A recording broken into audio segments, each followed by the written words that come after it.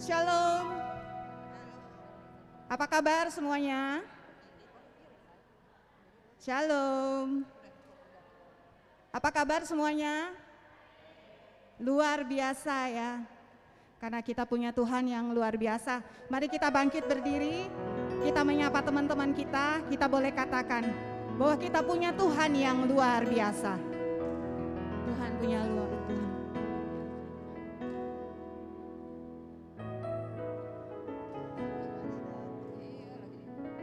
Kita ada pada saat ini, kita percaya karena bimbingan Roh Kudus yang membimbing kita sampai di tempat ini dalam keadaan yang baik, dalam keadaan yang sehat, karena kita percaya bahwa kasih Tuhan begitu besar bagi kita.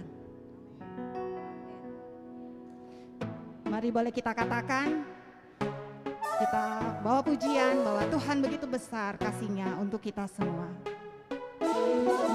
Yang begitu besar, lebih kuat dari dosa, kasih yang menemukanku, selamatkan dan pulihkanku. Tunaikan syukurku, ku takkan berhenti memuji, meninggikan nama-Mu selalu, menari memuliakan-Mu. Dibebaskan, dibangkitkan, hidup yang Kau beri dan kini hanya untuk-Mu. Ayo kita goyang-goyang dikit ya, biar semangat.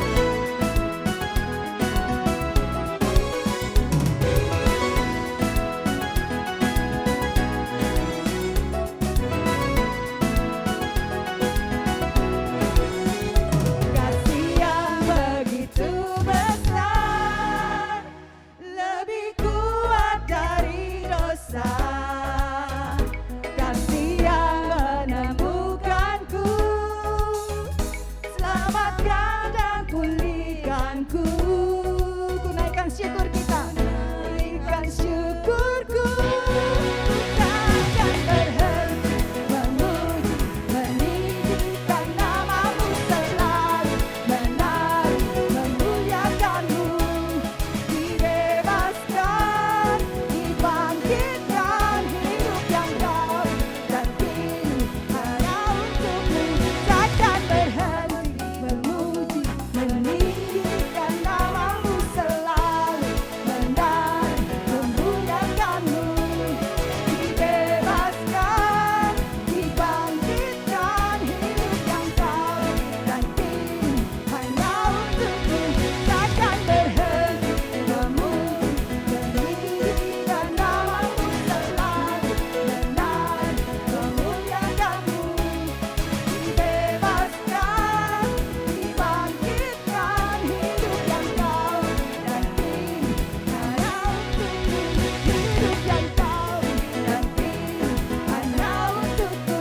Hidup yang Kau beri dan kini hanya untuk-Mu.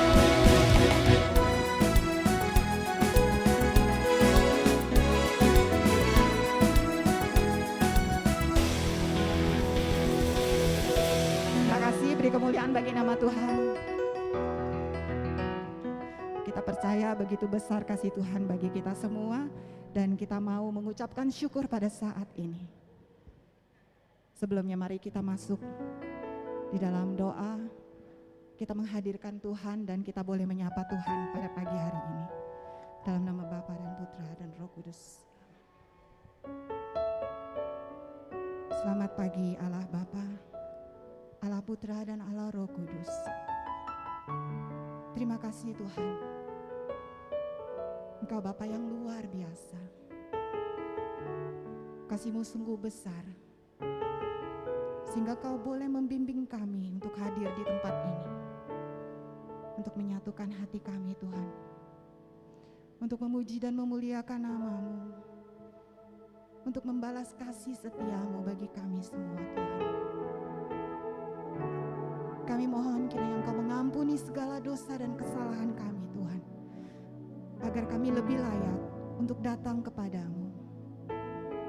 Dan kami mohon penyertaan-Mu Tuhan, sepanjang hidup kami dan terutama sepanjang acara ini Tuhan, dari awal pertengahan hingga akhirnya. Kiranya Engkau menguduskan semua peralatan yang boleh kami gunakan Tuhan.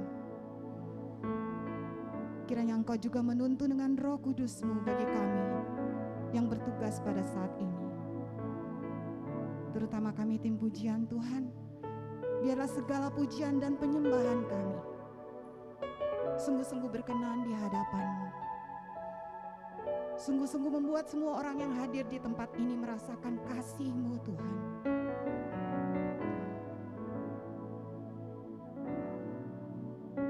Terima kasih Tuhan. Bukalah hati kami juga untuk mendengarkan firman-Mu. Dan iman kami semakin bertumbuh. Terima kasih Tuhan. Kami mau mengucap syukur kepadamu Tuhan. Dan hidup kami yang Kau berikan daripadamu Tuhan, ingin kami berikan kepadamu melalui pujian, penyembahan, dan pelayanan kami sebagai hamba-Mu. Mari kita mengucapkan syukur bersama-sama.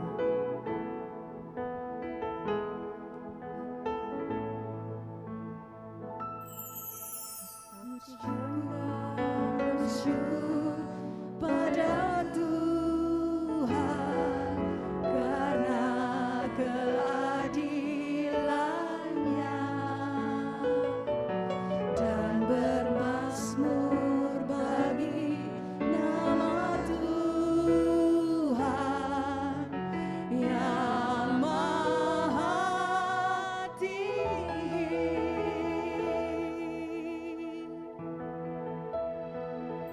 Ya Tuhan, Tuhan kami, betapa mulianya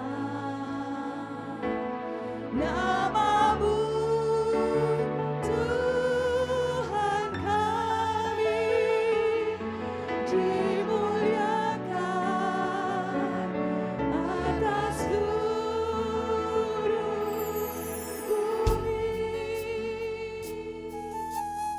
Mari kita angkat pujian ini dengan mengucap syukur kepada Tuhan.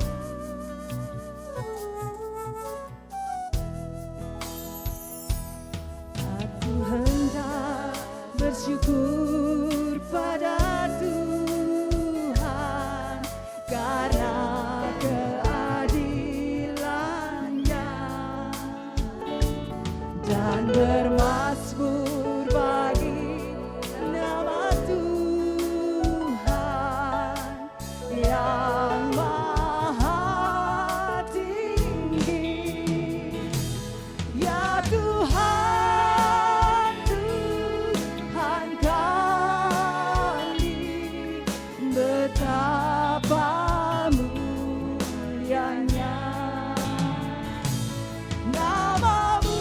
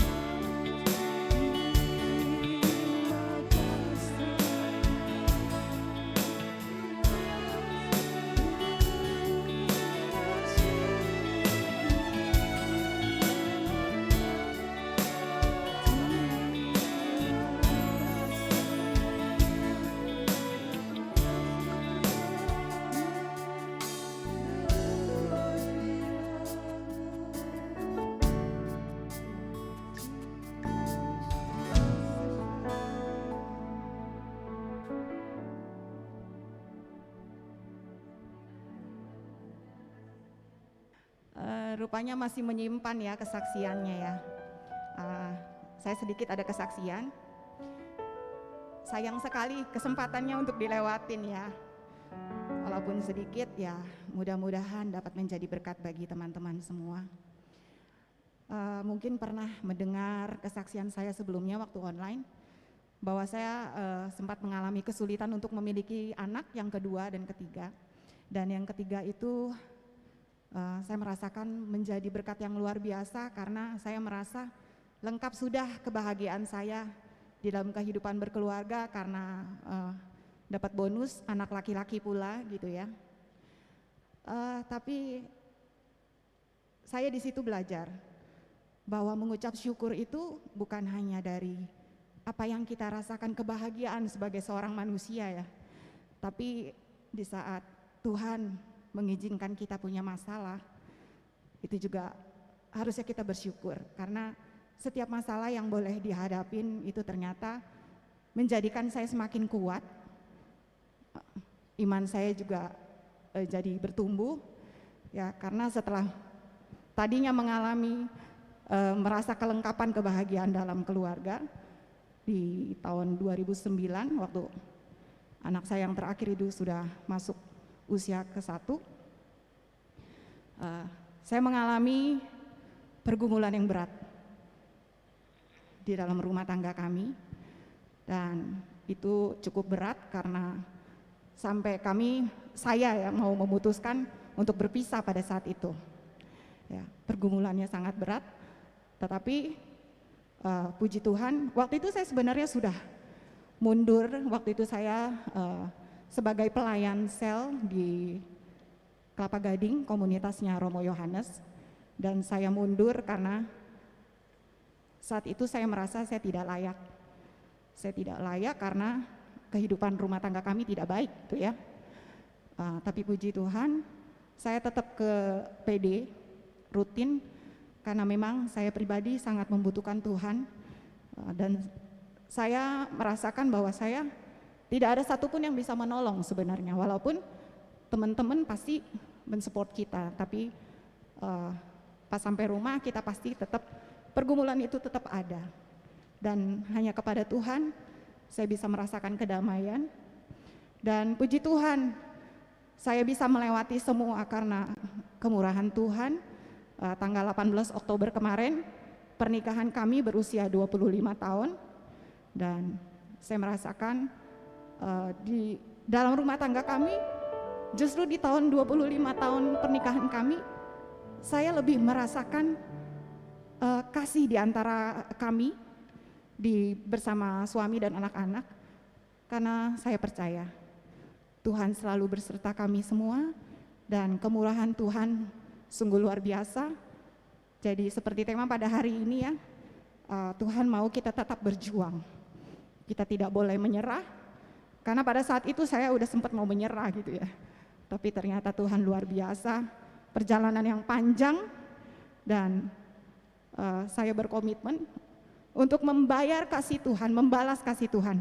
Mungkin kalau membayar udah nggak bisa dibayar ya, tapi saya berusaha untuk membalas kasih Tuhan dengan berkomitmen saya mau melayani Tuhan. Dan mudah-mudahan teman-teman semua di sini juga mau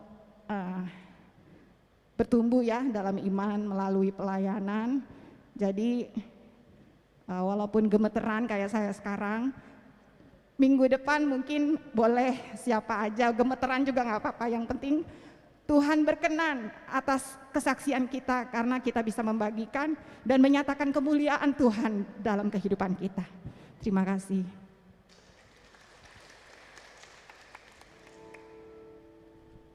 Sungguh kita boleh merasakan ya kesetiaan Bapa di dalam kehidupan kita. Dia tidak pernah meninggalkan kita sekalipun.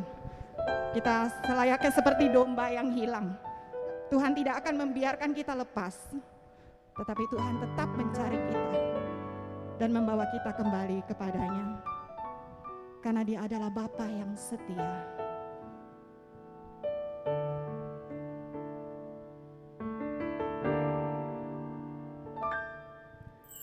Bapa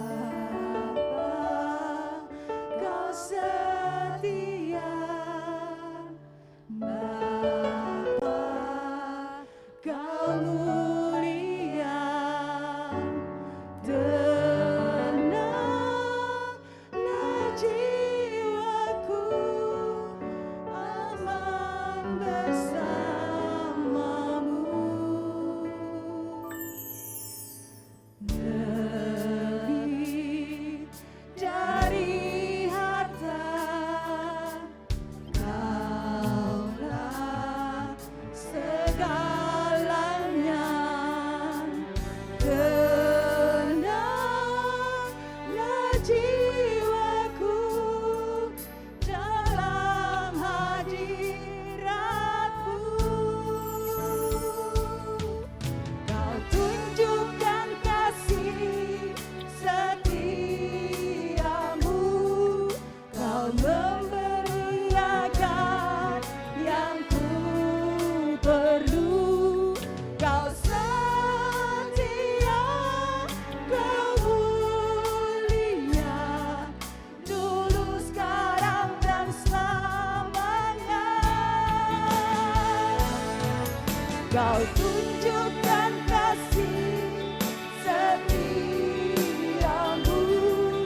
Kau menyediakan yang ku perlu.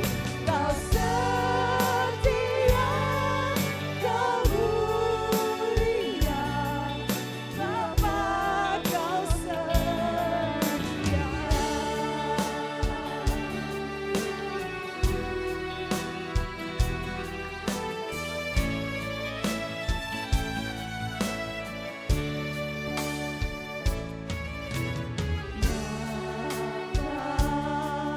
Kau setia, Bapa, Kau mulia. Tenanglah jiwaku aman bersamamu.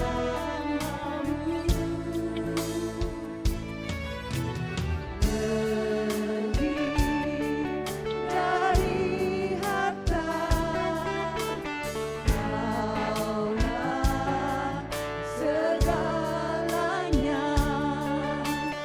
Tenanglah jiwaku dalam hadirat-Mu.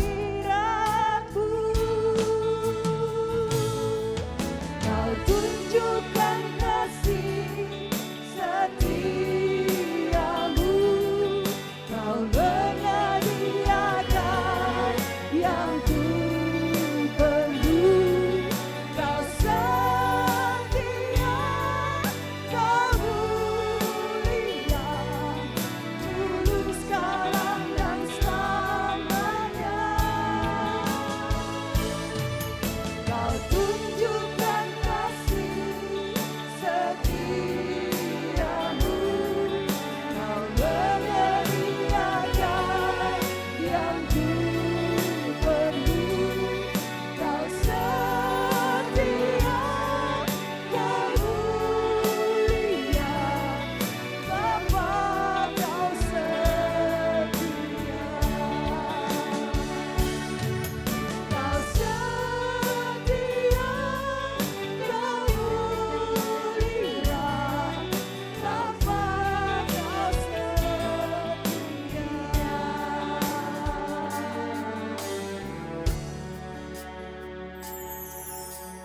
Terima kasih, Bapak adalah Allah yang setia, dan jangan lupa kita juga harus setia kepada Tuhan, dan kita selalu percaya bahwa mujizat selalu ada bagi orang-orang yang percaya. Mari kita bangkit berdiri, kita mau membawakan pujian, kita akan merasakan kegirangan, karena Tuhan memang memberikan kita kegirangan, karena Tuhan memberikan janjinya bagi kita, menepati janji. Boleh kita goyang-goyang dikit?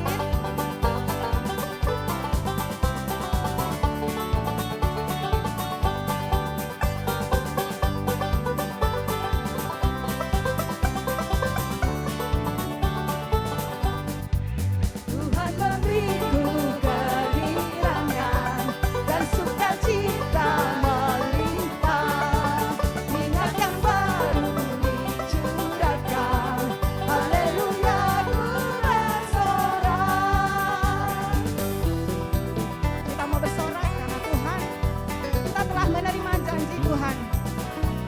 akan selalu membimbing kita dalam kehidupan kita.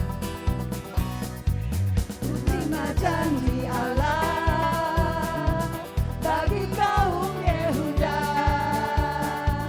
umat yang berdoa, memuji dan menyembah. Inilah saat yang dinanti, firman Tuhan tak digenapi.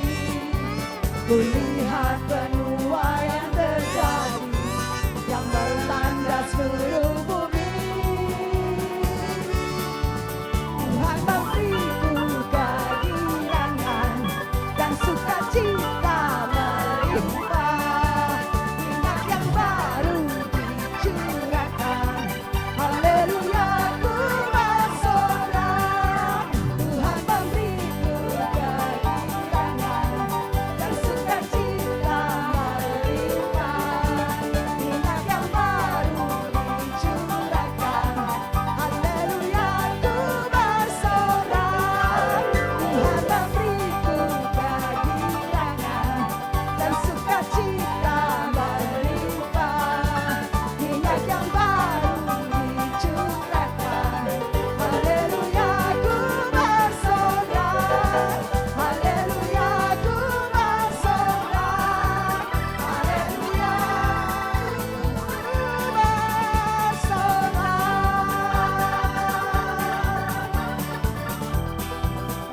Kemuliaan bagi nama Tuhan. Terima kasih Tuhan, kami merasakan kehadiran-Mu di tempat ini, membuat kami semakin merasakan sukacita. Dan mari kita bersama-sama pada saat ini boleh sungguh-sungguh merasakan kehadiran Tuhan.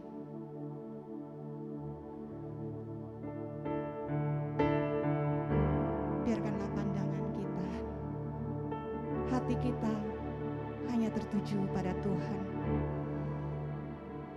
Merasakan kehadirannya pada saat ini. Di bait kudusnya boleh kita menyembah Dia di tempatnya yang maha tinggi.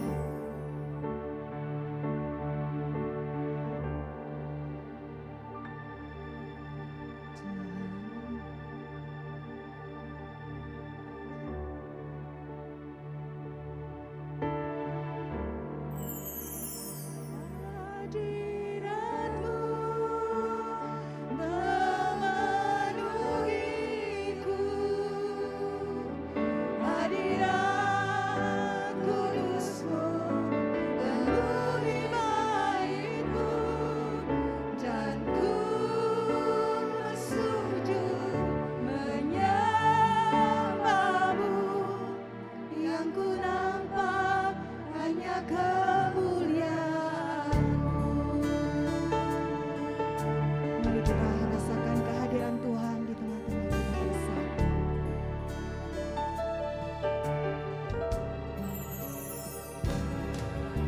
Tuhan hadir di bait kudusnya, saat umat mencari wajahnya, berseru, berdoa, bersujud menyembah, dan menikmati kehadirannya. Tuhan mau dekat dengan umatnya, dan datang dengan segenap hatinya, berseru, berdoa, bersujud menyembah,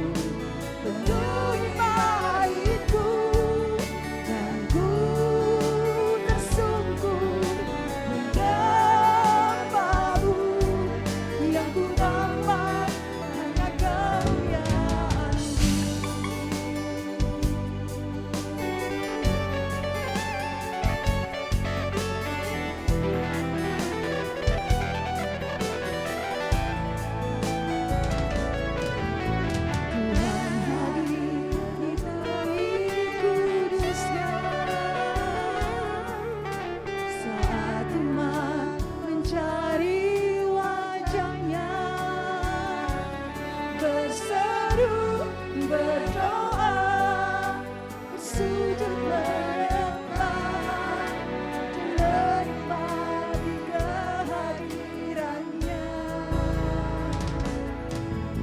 Tuhan mau dekat dengan umatnya yang datang dengan segenap hatinya,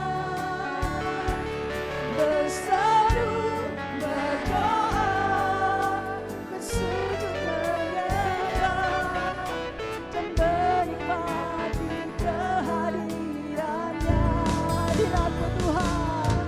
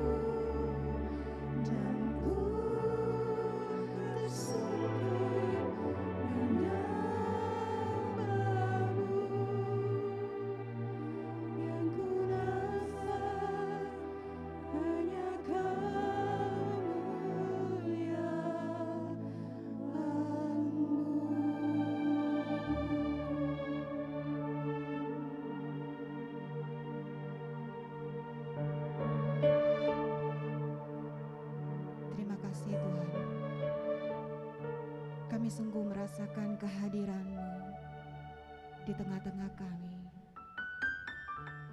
di hati kami. Tuhan, pada saat ini kami mau mendengarkan firman-Mu, Tuhan. Bukalah hati kami, Tuhan, agar kami dapat menerimanya. Dan firman-Mu menjadi tetap di dalam hati kami, menjadi rema di dalam kehidupan kami. Dan Roh Kudus senantiasa menuntun kami dalam setiap perkataan, perbuatan, dan pikiran kami, agar hidup kami semakin berkenan di hadapan-Mu.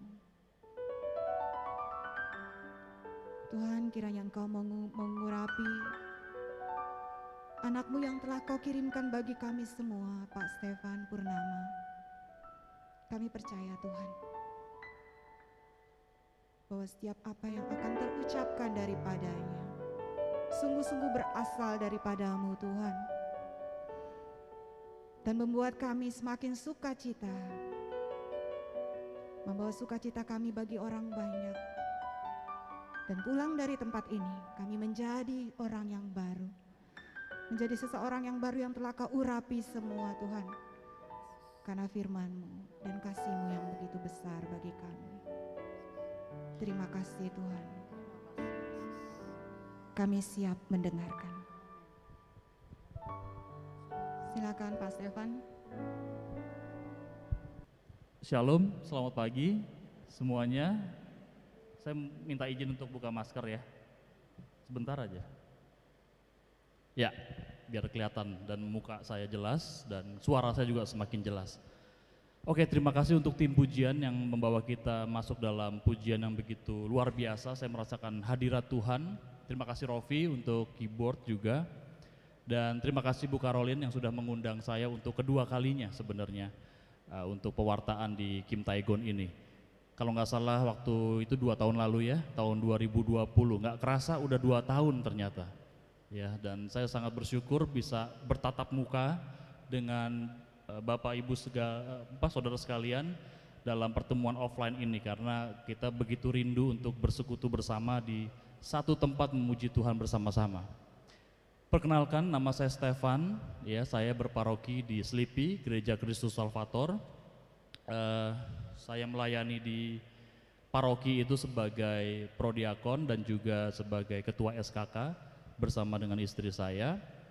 Saya mewartakan, puji Tuhan, masih diberikan kepercayaan oleh Tuhan sampai hari ini. Sejak 2007 saya diutus dari PD Imago Dei sebenarnya, Elizabeth Ministry. Saya bekerja sebenarnya hari ini, saya ambil cuti khusus untuk hadir di tempat ini. Kantor saya di Pondok Indah, jadi kelihatannya kalau bolak-balik agak sulit ya dengan kondisi Jakarta yang sekarang sudah mulai macet seperti sedia kala, ya kan. Oke, itu sekedar perkenalan singkat dan kita akan langsung masuk ke dalam pewartaan firman pada pagi hari ini. Saya diberikan tema nasihat supaya tetap berjuang dari Filipi 1 ayat 27 sampai 30. Kalau boleh tim multimedia menampilkan ayatnya kalau ada. Ya. Kita tahu ya, setiap kita memasuki bulan November itu masuk bukan hanya musim hujan ya, hujannya tambah banyak, tetapi di dalam gereja Katolik bulan November adalah bulan terakhir dalam kalender liturgi kita, betul ya? Akan ditutup dengan hari raya Kristus Raja, lalu kita masuk ke tahun liturgi yang baru yang dimulai dengan masa Advent dan akhirnya Desember tanggal 25 kita merayakan Natal. Kalau Bapak Ibu melihat bagaimana gereja menyajikan bacaan firman Tuhan dalam kalender liturgi selama bulan November ini, kita akan melihat pertama apa? 1 November, hari raya orang kudus, semua orang kudus ya yang ada di yang dikenal, yang dikanonisasi oleh gereja maupun orang kudus yang nggak kita kenal bahkan, ya kan? Tanggal 2 November hari raya atau peringatan arwah semua orang beriman, termasuk saudara-saudara kita, orang tua kita, kerabat kita, teman kita yang sudah mendahului kita masuk dalam kerajaan sorga yang mungkin masih dalam api penyucian. Ya. Dan seterusnya tanggal 3, tanggal 4, 5 terus bacaan-bacaan liturgi itu mengingatkan kita dan mau membawa kita untuk masuk ke dalam permenungan bahwa hidup akan berakhir.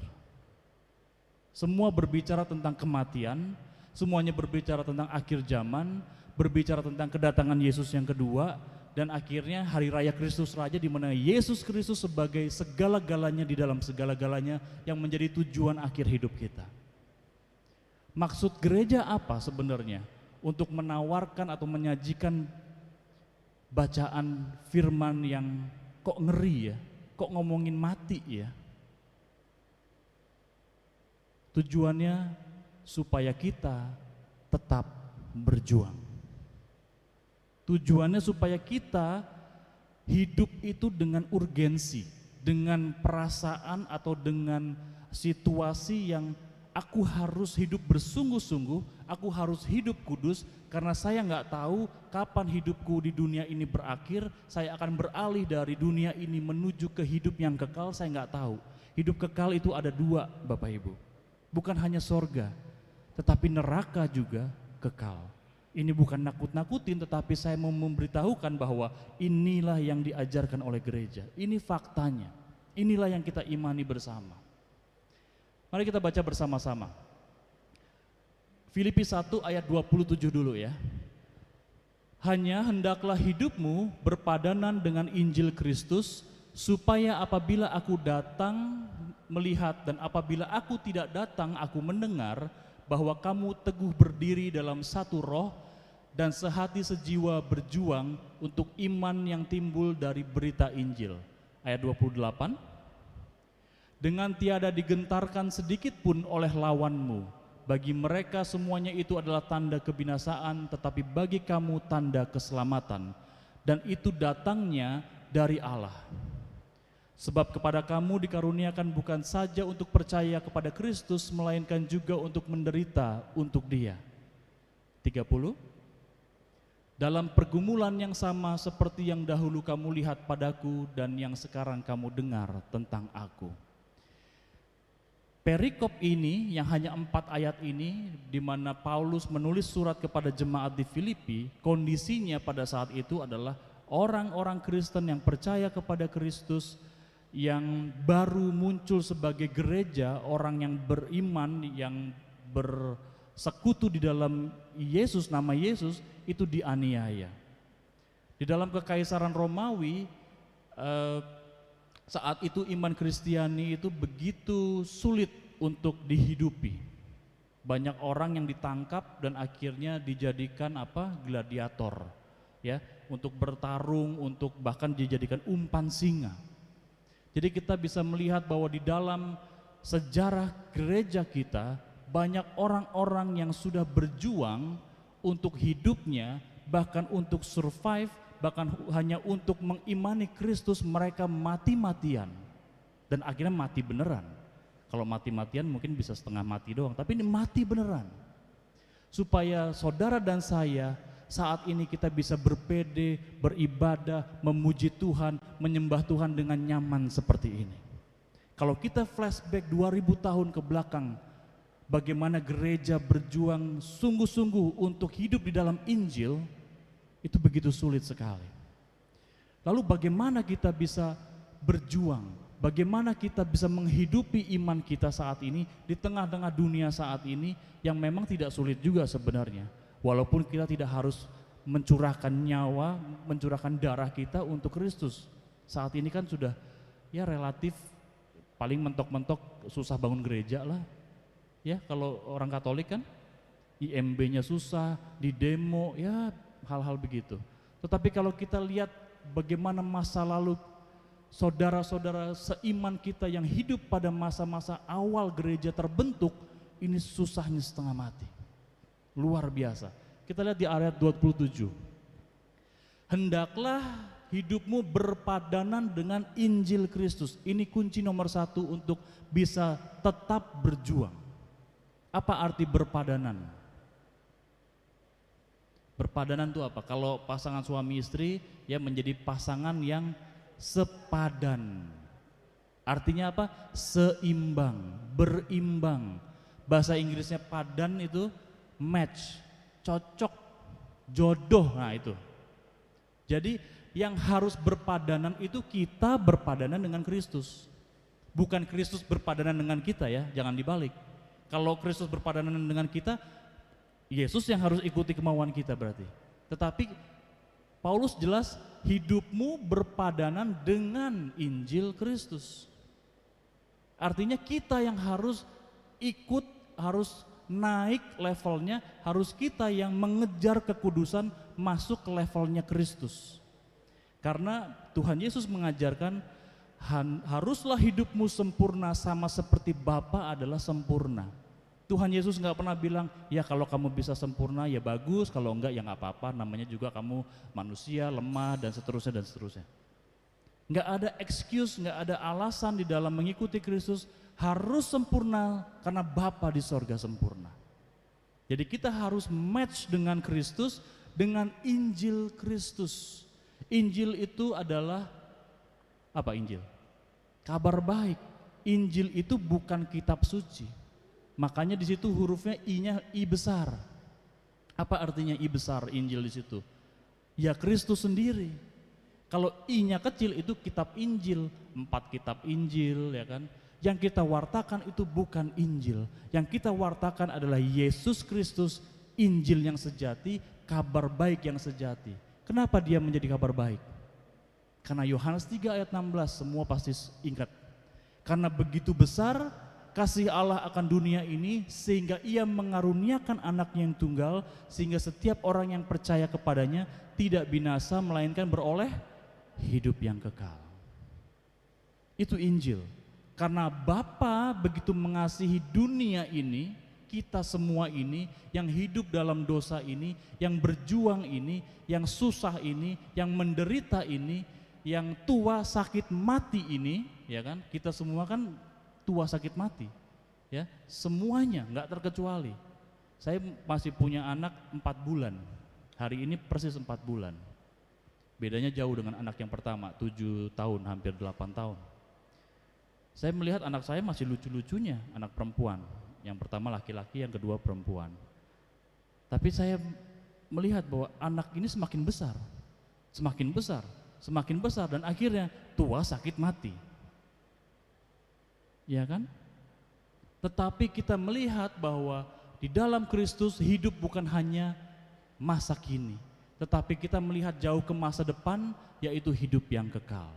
Jadi kunci yang pertama untuk tetap bisa berjuang adalah berpadanan dengan Kristus sendiri, Sang Injil yang sejati.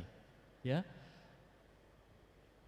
Yang berikutnya adalah yang kedua, bahwa kamu teguh berdiri dalam satu roh. Ya. Dalam satu roh, dan sehati sejiwa berjuang untuk iman yang timbul dari berita Injil. Satu roh, sehati, sejiwa. Tuhan tidak pernah panggil kita untuk selamat sendiri-sendiri. Oleh karena itu, kenapa Yesus mendirikan gerejanya? Karena keselamatan itu bukan soal diriku pribadi masuk surga sendirian, enggak. Enggak ada orang yang mampu hidup sendiri, yang kuat hidup sendiri, menjalani kehidupan sendiri tanpa orang lain. Sejak dari lahir sampai nanti kita mati, kita butuh orang lain, betul? Ada yang lahir sendirian di sini? Enggak ada. Orang tua kita, mama kita pasti melahirkan kita. Ya, mama kita pun juga butuh orang lain. Bidankah, dokterkah? Pasti butuh orang lain. Nanti kita mati, kan kita nggak jalan sendirian ya ke liang kubur, bener ya? Ada yang angkat kita, bener. Saya ketemu teman saya beberapa, kayaknya bulan lalu, dia begitu dengan pasangannya, dengan istrinya itu lagi ribut. Salah satunya adalah mengenai masalah Santo Yusuf. Tahu ya Santo Yusuf itu yang iuran kematian segala macam yang ada di lingkungan itu. Dia baru pindah rumah, istilahnya baru pindah rumah, lalu dia mau mendaftarkan di lingkungannya untuk bisa iuran. Akhirnya entah bagaimana mereka berselisih pendapat nih suami istri. Enggak, gue kalau mati gue maunya di tempat gue yang lama. Ini suaminya ngomong begitu, di parokinya dia di Pamulang, ya kan. Sekarang dia tinggal, saya lupa di mana, di Bintaro, ya. Soalnya di sana udah enak, ketua lingkungannya baik semuanya, pokoknya udah kenal sama orang-orang wilayahnya di lingkungannya. Loh tapi istrinya bilang, kamu kan sana tinggal di sini, wah akhirnya berantem. Terus dia cerita sama saya nih suaminya. Saya bilang, lu ngapain sih pusing amat sama kematian kayaknya. Lu kan nanti mati nggak bakal jalan sendiri ke kuburan. Pusing amat gitu loh. Ya kan nanti kan ada yang gotong lu juga gitu, saya bilang begitu. Iya juga ya katanya. Nggak usah pusing gitu dengan hal yang kita pusingin adalah, istilahnya yang kita pusingin adalah bagaimana menjalani kehidupan ini. Dengan pasanganmu, dengan orang di sekitar kita, dengan orang tua, dengan saudara, dengan gereja, paroki, dengan satu PD seperti ini, gimana kita hidup. Itu lebih penting. Nasihat Rasul Paulus adalah berdiri teguh dalam satu roh. Kita yang ada di PD ini harus hidup dalam satu roh. Roh di sini memang R-nya kecil, artinya rohnya kita semua, bukan Roh Kudus. Tetapi ingat bahwa kita juga punya R besar Roh Kudus itu, yaitu Roh Allah. Ya, Roh Allah itu bukan hanya sekedar semangat, bukan hanya sekedar energi, kekuatan, bukan. Roh Kudus adalah pribadi ketiga dari Allah Tritunggal kan? Karena dia pribadi, kita bisa curhat sama dia, kita bisa ngobrol sama dia, kita bisa berdoa, bukan hanya sekedar dia memberi kekuatan, tetapi dia menjadi teman seperjalanan. Ya, setelah itu apa? Sehati sejiwa. Satu hati, satu jiwa. Jadi satu roh, satu hati, satu jiwa. Paulus ini mengajarkan agak berlebihan sebenarnya, ekstrim sekali. Udah satu hati, satu jiwa, satu roh lagi, nggak kurang-kurang amat gitu kan. Tetapi dia mau menunjukkan betapa pentingnya hidup bersama-sama dalam satu komunitas yang beriman kepada Kristus. Karena kita tidak dipanggil untuk selamat sendirian. Kita nggak dipanggil untuk masuk sorga sendirian. Betul nanti kita menghadap tahta pengadilan Kristus, one on one, face to face, satu lawan satu dengan Tuhan Yesus. Karena Yesus akan bertindak sekaligus sebagai hakim, dia akan bertindak sebagai jaksa, pada saat yang sama dia akan sebagai pembela kita. Ya, jadi nanti pada saat nanti menghadap tahta pengadilan Kristus, kita nggak bisa bawa kuasa hukum ya, nggak bisa tuh bawa pengacara, nggak bisa. Ya karena Yesus itu menjadi hakim, jaksa sekaligus pembela kita. Semua akan terbuka dan dia juga yang akan menentukan kita selamat masuk surga atau tidak. Tetapi pada saat hidup di dunia ini, kita kan hidup bersama. Kita harus berjuang bersama. Roh kita harus satu dengan yang lainnya. Bukan menjadi satu lalu istilahnya menjadi apa ya, kembar semua, seragam semua, bukan. Tetapi satu roh, ada satu hati, satu jiwa. Dengan begitu kita bisa bertahan untuk hidup di dunia ini yang semakin hari tidak semakin mudah mungkin. Ya. Berjuang untuk iman yang timbul dari berita Injil. Saya nggak tahu Bapak Ibu di sini sudah percaya Yesus berapa lama, dibaptis berapa lama. Mungkin ada yang dibaptis bayi, ada yang dibaptis dewasa, saya nggak tahu. Saya baptis setelah lulus SMA. Jadi saya baptis dewasa sebenarnya. Tapi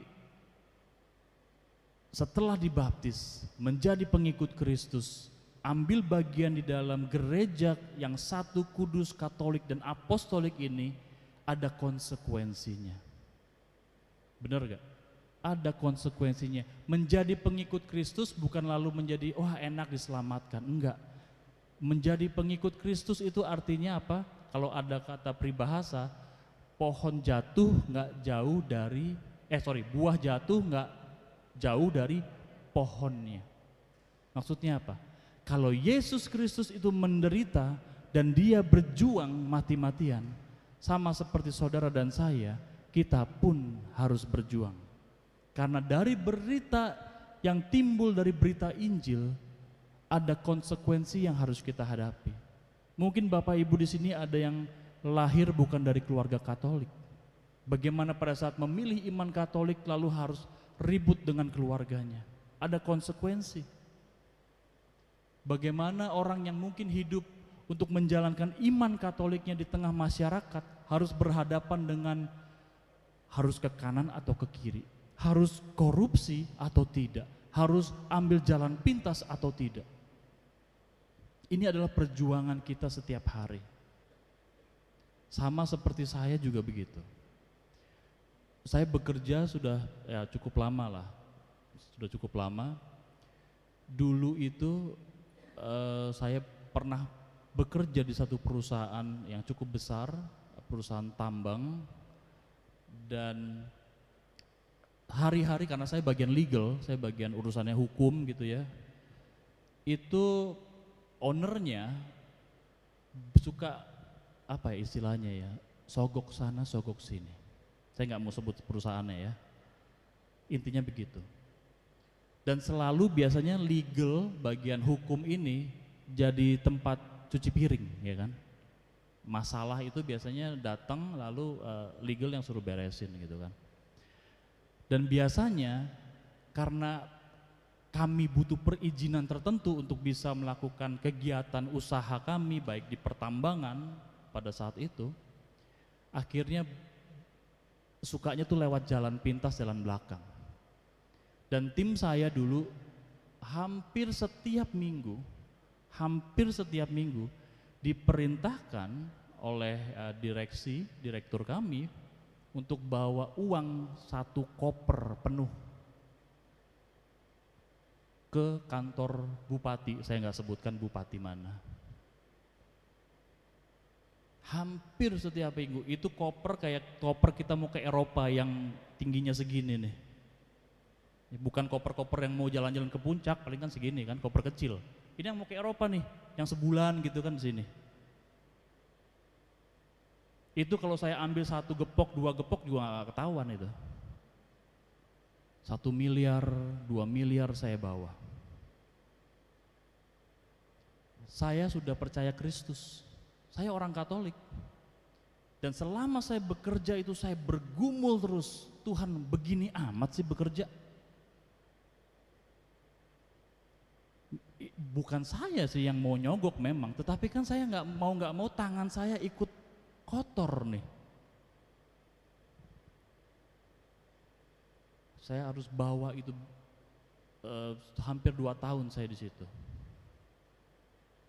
Ya kalau nggak ke kantor bupati, ke kantor kepala dinas yang mana, lalu ke kantor pertanahan segala macam, bawa koper terus, isi duit. Saya berdoa sama Tuhan, Tuhan saya nggak mau bekerja ini begini, nggak mau Tuhan. Saya sudah tahu kebenaran, puji Tuhan waktu itu KPK tuh belum terlalu kenceng waktu itu. Kalau enggak saya udah ketangkep juga kali itu jangan-jangan. Ya kan ada OTT itu kan, operasi tangkap tangan segala macam, puji Tuhan loh. Saya nggak mau nih kerja begini Tuhan, saya sudah tahu kebenaran, tapi kok kenapa saya mau kerja tuh yang normal-normal aja gitu loh, yang biasa-biasa saja. Dan puji Tuhan, Tuhan dengarkan doa saya loh.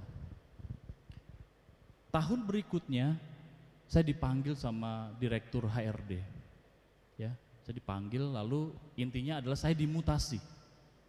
Ya, dalam satu grup perusahaan itu ada 3 core bisnis pada saat itu, ya, tambang, lalu ada properti dan ada perkebunan sawit. Lalu saya diminta untuk membantu bagi PT perusahaan properti ini.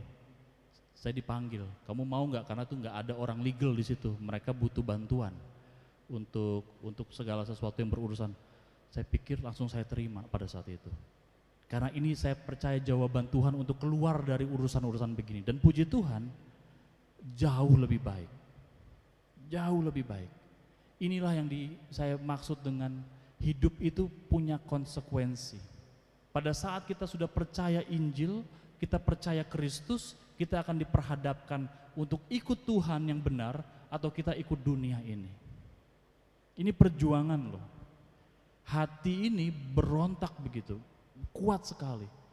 Kecuali kalau saya mungkin tidak percaya Tuhan, saya ya santai-santai aja mungkin lain ceritanya. Tapi karena saya sudah tahu kebenaran, aduh nggak bisa dong hidup seperti ini. Dan sekarang saya sudah berpindah beberapa kali perusahaan dan akhirnya saya di perusahaan yang sekarang, itu perusahaan asing, perusahaan Perancis.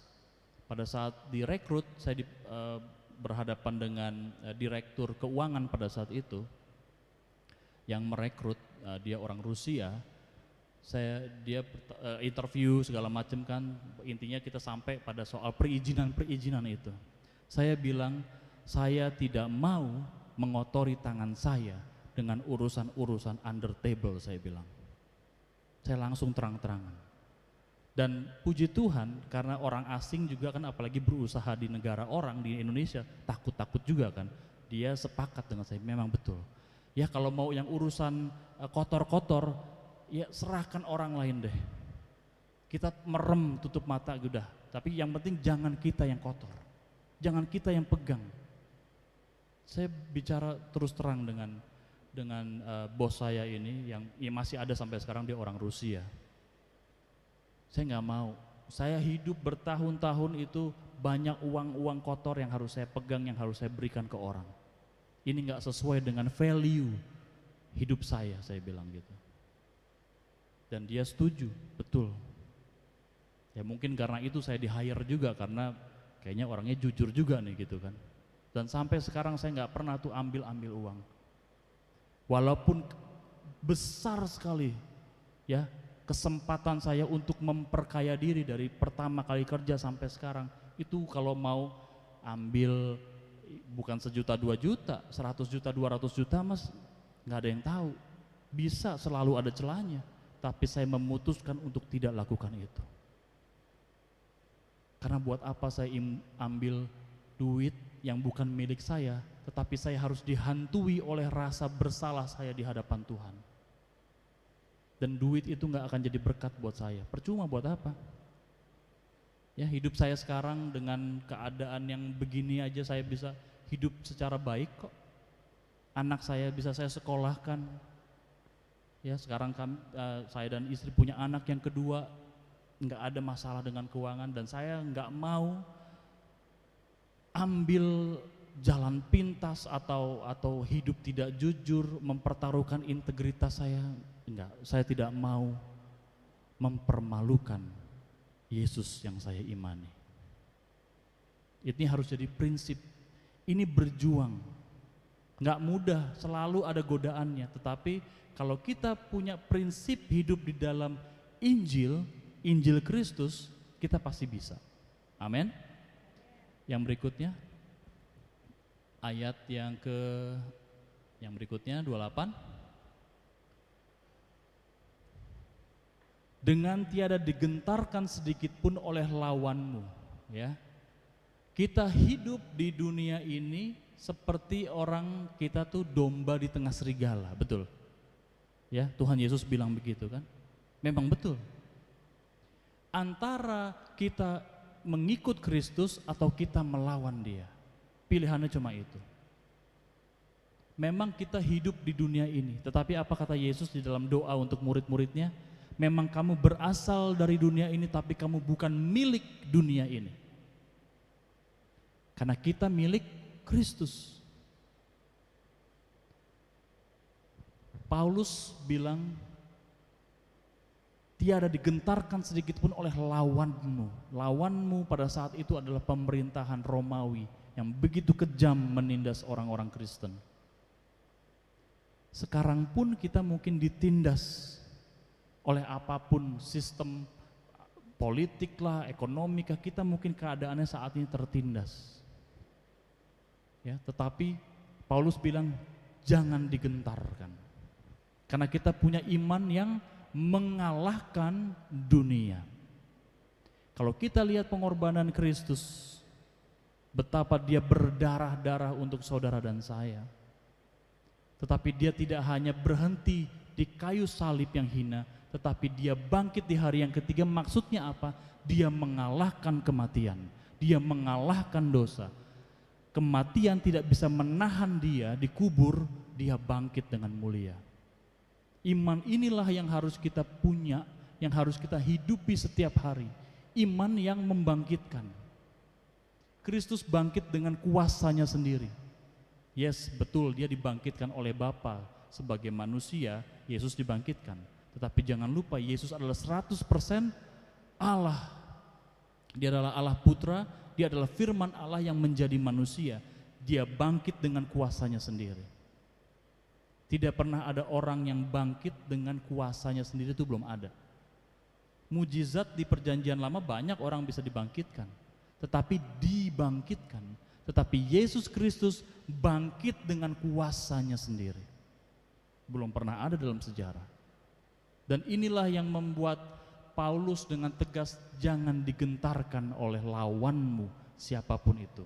Dunia kita itu lawan kita, yang harus kita taklukkan. Bukan hanya orang dunia, tetapi diri kita sendiri itu adalah lawan dari kita. Kedagingan kita, hawa nafsu kita, ya kan terus berjuang di dalam diri kita. Mau ikut yang benar atau mau ikut yang salah. Paulus pernah bilang di salah satu tulisan yang lain, dia bilang begini, yang mau aku lakukan adalah yang baik, tetapi yang aku perbuat itu selalu yang jahat. Orang kehilangan rahmat integritas di dalam hidupnya. Kenapa? Ya karena jatuh dalam dosa. Adam dan Hawa pada saat diciptakan oleh Allah diberikan 4 rahmat yang menjadi sumber pengudusan hidup manusia saat itu. Ya, rahmat immortality atau keabadian, kekekalan. Manusia tidak diciptakan untuk mati. Ya, kita seharusnya hidup terus, nggak mati-mati gitu kan. Rahmat kedua adalah imunitas. Imunitas itu kekebalan. Kita nggak bisa sakit, kita nggak bisa menua, kita nggak bisa menderita, itu imun. Ya, kita nggak perlu COVID gitu kan, nggak perlu. Yang ketiga adalah integritas. Antara pikiran, perasaan, kehendak, antara akal budi dengan hawa nafsu itu seimbang. Ya, tidak saling menguasai satu sama lain. Itu integritas. Dan yang keempat adalah infused knowledge atau pengetahuan yang ditanamkan oleh Allah sendiri sehingga kita bisa mengenal siapa pencipta kita, siapa Allah kita. Itu 4 rahmat yang karena dosa Adam dan Hawa rusak semuanya. Manusia tua, sakit, mati, udah begitu aja. Kehilangan kekebalan, ya kita bisa sakit. Kehilangan rahmat untuk hidup kekal, kita mati. Kehilangan integritas kita. Apa yang mau kita lakukan ternyata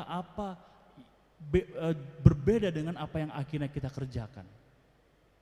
Dan pengenalan kita akan Allah menjadi kabur. Sehingga gak heran sepanjang sejarah manusia hidup selalu mencari siapa penciptanya. Dan akhirnya kacau. Ada matahari dia lihat, wah luar biasa, dia sembah matahari. Ada gunung luar biasa, oh dia sembah gunung, ya kan?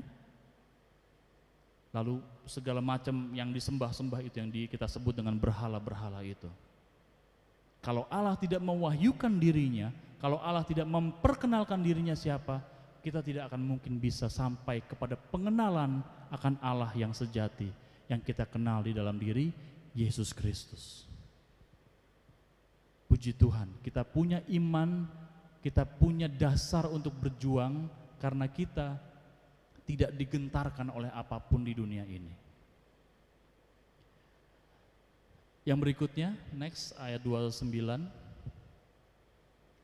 Sebab kepada kamu dikaruniakan bukan saja untuk percaya kepada Kristus, melainkan juga untuk menderita. Ya, juga menderita untuk Dia. Kalau beberapa tahun yang lalu kita sering dengar ada teologi kemakmuran, ya gereja-gereja yang non Katolik kebanyakan mengajarkan bahwa wah kalau kita sudah ditebus oleh Kristus, kita percaya Yesus, hidup kita baik-baik saja, kita kaya, anak Allah harus kaya, harus berhasil, harus sukses, harus ini. Apakah demikian? Enggak tuh ternyata. Ini tulisannya Paulus. Kepada kamu dikaruniakan bukan saja untuk percaya Kristus itu satu hal. Tetapi yang lebih penting, apakah kita sanggup juga untuk menderita untuk Dia? Rasul Paulus di dalam tulisan yang lain, dia rindu untuk memenuhi penderitaan yang kurang dari Kristus katanya. Kristus kurang menderita apa coba? Ya kan? Tetapi Paulus dengan penderitaan yang dia alami, ya dia ibaratnya mau melengkapi penderitaan Kristus. Artinya penderitaan yang kita alami bisa kita persembahkan untuk Tuhan. Itulah kenapa gereja Katolik mengajarkan yang namanya silih. Bukan silih berganti ya, silih. Artinya penderitaan kita, kesulitan kita, pergumulan kita bisa kita persembahkan kepada Tuhan, dan itu menjadi keselamatan buat kita. Karena kita menderita bukan karena kita menderita untuk diri kita sendiri, tetapi kita menderita karena Yesus Kristus Tuhan. Kalau Tuhan saja mau menderita, bahkan dari Dia lahir sampai Dia mati Dia menderita, masa kita jadi murid-muridnya mau hidup enak-enakan? Kan banyak orang bilang, kan Yesus sudah gantikan kita.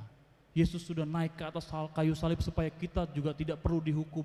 Kita harusnya hidupnya bahagia, enak segala macam. Betul. Itu nanti penggenapannya. Tetapi di dunia ini Tuhan tidak pernah ajarkan kalau kita ikut Dia hidup fine-fine aja, baik-baik saja, normal-normal saja, mulus-mulus saja, enggak pernah. Bahkan Yesus bilang, barang siapa mau mengikuti aku, dia harus memikul salibnya, menyangkal dirinya, lalu mengikuti Dia. Ini bukan sesuatu yang mudah untuk kita lakukan. Ngomongnya sih memang gampang, tetapi apakah kita sanggup untuk lakukan itu? Kita harus keluar dari zona nyaman. Nggak bisa hidup santai-santai. Tadi saya ngobrol sama Bu Herlina ya di belakang, waktu sebelum pandemi COVID, rame kan, walaupun saya ngeliat sini rame juga padahal ya, nggak ada yang nggak rame sini, mungkin 60 lebih pasti nih, 70. Katanya dulu lebih rame, ya betul, memang karena setelah pandemi agak mulai mereda, mulai offline, orang sudah agak jadi sulit lagi untuk ngumpul. Kalau ke mall mau tuh ngumpul, tapi kalau ke PD susah. Di PD kami pun, saya pun sulit sekali. Kita bikin hybrid juga ya begitu-begitu aja. Orang sudah nyaman dengan dirinya sendiri. Untung Gereja Keuskupan Agung Jakarta ya, akhirnya memutuskan untuk balik offline. Kalau enggak, hidup beriman kita, hidup kerohanian kita, kalau kita misa online terus, mau jadi apa coba kita? Baru bangun kucek-kucek mata masih pakai, ini saya juga terjadi dalam diri saya. Baru bangun tidur masih kucek-kucek mata gitu kan, hari Minggu dulu masih belum offline misanya, masih celana pendek, cari YouTube. Misa gereja mana nih? Duduk. Ini kacau iman kita kalau begini terus kan. Akhirnya Bapak Uskup memutuskan untuk harus balik offline. Kalau enggak kacau kita. Nggak bisa kita bisa bertahan dengan misa online tuh nggak bisa. Mungkin kalau gereja lain yang cuma sekedar pewartaan firman, khotbah gitu ya mungkin bisa. Tetapi yang nggak bisa kita terima adalah tubuh dan darah Kristus itu. Persekutuan kita dengan Kristus itu yang nggak bisa digantikan dengan apapun juga. Makanya waktu sebelum pandemi itu, kalau di Amerika tuh pewarta-pewarta Amerika, aktivis-aktivis gereja tuh di Amerika, mereka sangat keras untuk menolak online pada saat itu gereja. Karena mereka udah tahu, udah pasti hidup rohaninya hancur pasti. Orang masuk dalam zona nyaman, di rumah aja cukup, tinggal pencet-pencet cari-cari YouTube. Bisa ikut misa dari mana aja, sambil masak bisa ya kan, sambil gendong-gendong anak bisa gitu, sambil bisa semua. Sambil duduk-duduk kita main handphone di depan lagi misa. Nggak bisa.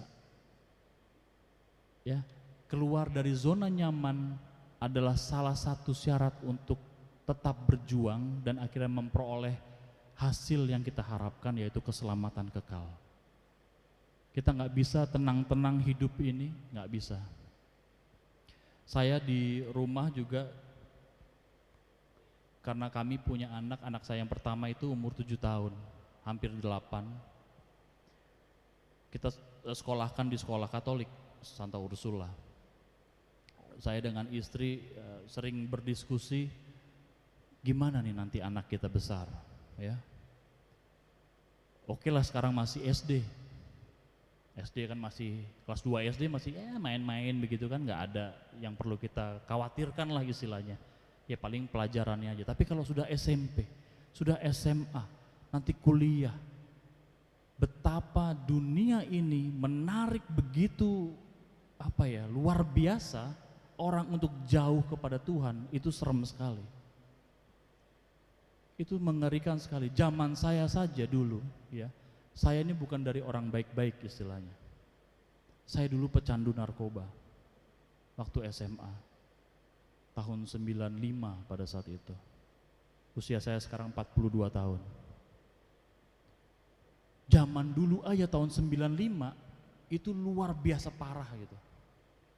Dulu di kelas saya waktu saya kelas 2 SMA itu semua laki-lakinya pecandu narkoba loh. Semua laki-laki. Murid ada 40 kurang lebih kalau saya nggak salah ingat. Hanya 2 atau 3 orang yang enggak gitu. Saya pernah jadi bandar kecil-kecilan jualan narkoba di sekolah saya dulu. Saya membayangkan nanti kalau anak saya beranjak mulai besar, mulai dewasa, apa yang akan terjadi. Saya sebagai orang tua dengan istri saya bilang kita nggak bisa santai-santai begini. Ya, kalau kita mau anak kita berjalan di jalan yang benar, sesuai dengan iman yang sudah kita wariskan. Anak saya dibaptis sejak umur 3 bulan, nggak ngerti apa-apa kan umur 3 bulan tentang Yesus. Itu adalah tanggung jawab sebagai orang tua. Kira-kira mau nggak nanti anak sudah besar lalu kita ajak ke gereja, nggak mau ke gereja? Gimana coba? Saya nggak tahu di sini lebih senior dari saya, ya, Bapak Ibu di sini. Bagaimana dulu mendidik anaknya. Tetapi kalau saya merefleksikan, ya sekarang mungkin Bapak Ibu anaknya sudah besar-besar, mungkin udah lewat lah masa kekhawatiran itu, mungkin sudah lewat. Kalau saya lagi mulai was-was justru, karena anak saya masih kecil. Saya nggak bisa hidup dalam zona nyaman. Kita ajak anak saya dari sekarang ke gereja. Bahkan dari umur 1 bulan lahir, saya ajak dia ke gereja. Ngerti nggak? Nggak ngerti lah pasti. Tetapi paling nggak dia mengalami suasana pujian, suasana penyembahan. Dia dengar lagu, ya kan, lagu rohani. Saya ajak ke persekutuan doa. Saya bina sejak kecil. Saya lakukan yang bisa yang saya lakukan saat ini. Nanti masa depan dia seperti apa ya saya serahkan ke dalam tangan Tuhan. Tapi saya berusaha keras untuk tidak hidup dalam zona nyaman. Nggak apa-apa lah anak, namanya juga anak-anak kan begitu. Nggak apa-apa melulu. Akhirnya sampai gede, wah terlambat. Belum lagi nanti kalau karena pacaran, pindah agama segala macam, aduh pusing kepala kita. Iya kan? Akhirnya kita sadar, nyesel kenapa nggak dari dulu kita investasikan waktu untuk anak kita. Ini termasuk, ya, bukan hanya percaya Kristus tapi menderita untuk Dia. Percaya Kristus mah gampang, semua orang bisa ngomong percaya Kristus. Ya, sama seperti di Injil kita lihat semua orang bisa teriak Hosana, Hosana, Putra Daud, Minggu Palma. Berapa hari kemudian salibkan dia. Kalau hanya percaya semua bisa ngomong percaya.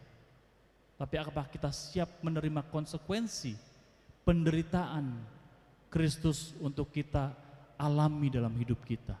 Termasuk kita buat sesuatu untuk keluar dari zona nyaman kita, berbuat untuk kekudusan hidup kita, keluarga kita. Kita di sini semua harus menjadi pendoa. Ya, kebanyakan di sini ibu-ibu saya lihat. Ya, kaum laki-laki di sini minoritas kami. Katanya perempuan itu leher, ya kan katanya laki-laki itu kepala, perempuan itu leher. Bayangkan kalau leher nggak ada, kepala tuh bisa begini kan, gelinding dia. Tapi dia leher itu menopang. Saya kalau melihat ibu-ibu di sini, banyak ibu-ibu, saya teringat ibu saya juga. Bagaimana sampai sekarang dia berdoa untuk anak-anaknya. Itu doa rosario sampai putus-putus dia ganti bolak-balik. Ya bukan berarti kalau rosario putus terus doanya jadi manjur, enggak juga, bukan begitu. Tetapi maksudnya dia sungguh-sungguh berdoa. Ibu-ibu itu kalau doa itu luar biasa loh. Beneran daripada dibandingin laki-laki ya. Mama saya itu bisa bangun dia jam 3 pagi, jam 4 pagi untuk rosario. Luar biasa. Dia doakan anak-anaknya. Saya 3 bersaudara, kakak saya tinggal di Kanada, adik saya tinggal di Singapura, kerja masing-masing di sana. Saya doang ketinggalan di Jakarta, karena saya cinta Indonesia, cialah, ya kan.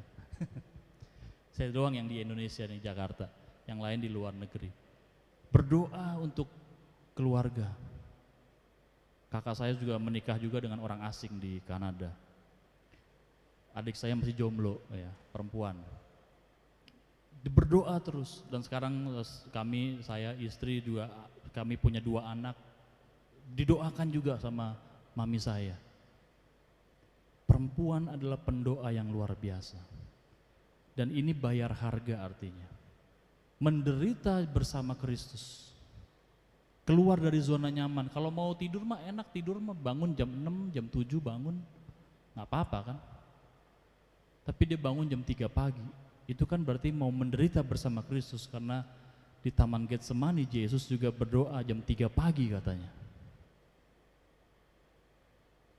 Jadi kita semua dipanggil untuk hidup berani menderita, berani sulit, mau bayar harga, supaya kita memperoleh keselamatan yang akhirnya Tuhan sediakan, yang Tuhan janjikan untuk kita. Dan kalau nanti di masa akhir dari tahun liturgi bulan November ini kita akan melihat Yesus Kristus Raja semesta alam. Dialah yang menjadi tujuan kita, Dia yang menjadi pangkal keselamatan kita, dan kepada Dialah kita semua berpulang. Amin. Amin. Saya undang Bapak Ibu untuk bangkit berdiri.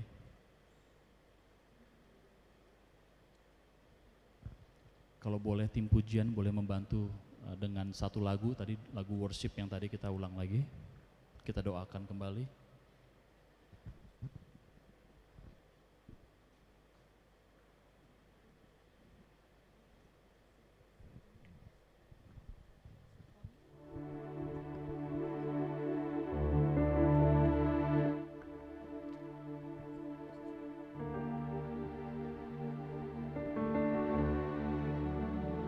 Kita ulang lagi lagu yang tadi kita pakai untuk penyembahan, untuk masuk dalam doa, untuk menanggapi firman Tuhan pada pagi siang hari ini.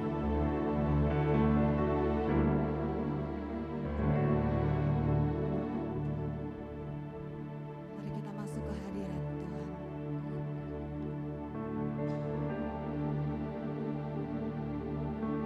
Terima kasih Tuhan. Terima kasih.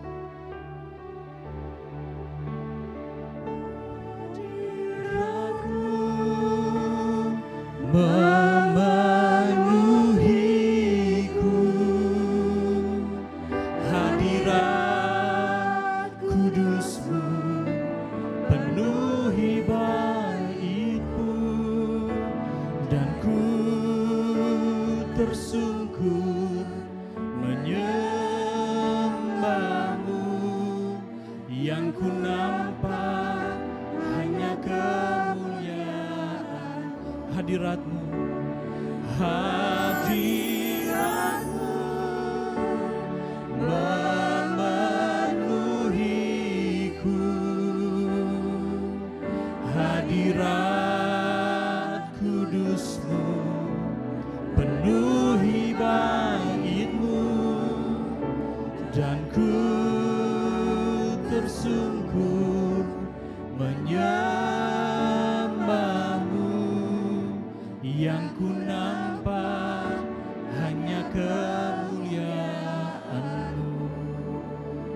Kita nyanyikan lagunya dari awal. Hadir di Bait Kudusnya, saat umat mencari wajahnya, berseru berdoa, sujud menyembah, kami sujud menyembah Tuhan. menikmati kehadirannya. Tuhan mau dekat dengan umatnya yang datang dengan segenap hatinya, berseru Berdoa, bersujud menyembah, dan menikmati kehadirannya. Hadiratmu memenuhiku, hadirat kudusmu penuhi baitmu, dan ku tersungkur menyembahmu. Yang ku nampak hanya kemuliaan. Semua katakan hadiratmu memenuhiku, hadirat kudusmu penuhi baitmu, dan ku tersungkur menyembahmu. Yang ku nampak hanya kemuliaan hadiratmu Tuhan.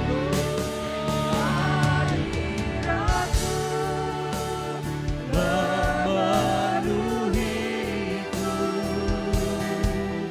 hadirat kudusmu penuhi baitmu, dan ku tersungkur menyembahmu. Yang ku nampak hanya kemuliaanmu, hadiratmu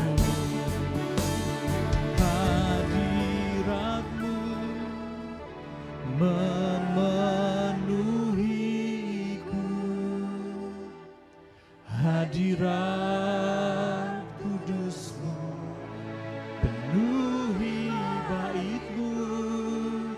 dan ku tersungkur menyembahmu.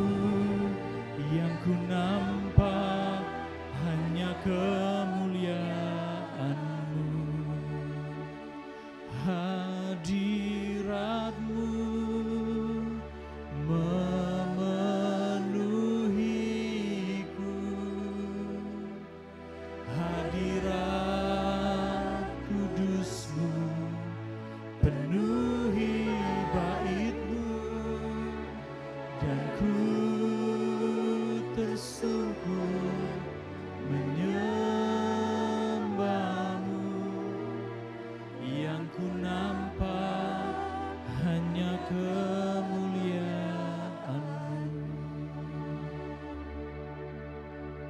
yang ku nampak hanya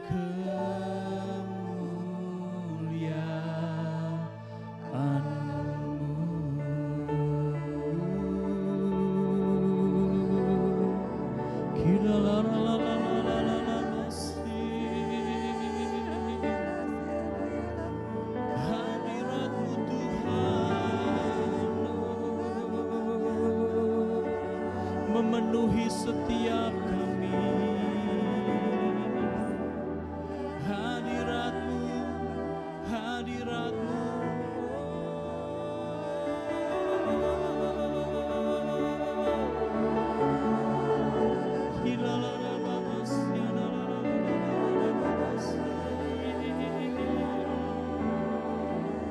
Yesus.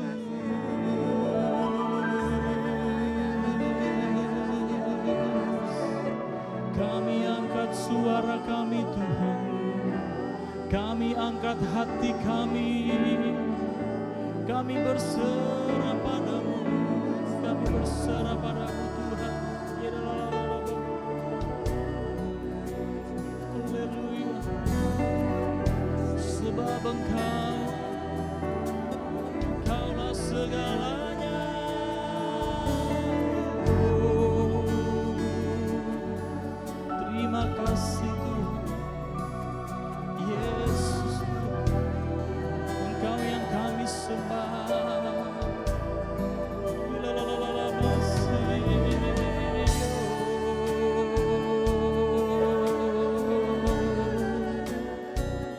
Kami sembah Kau Tuhan, kami tinggikan, hanya Engkau yang layak kami sembah, kami muliakan. Oh, haleluya.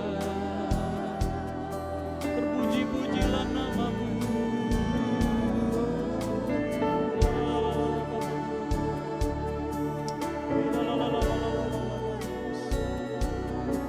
Penuhi hati kami, penuhi kami dengan Roh-Mu ya Tuhan.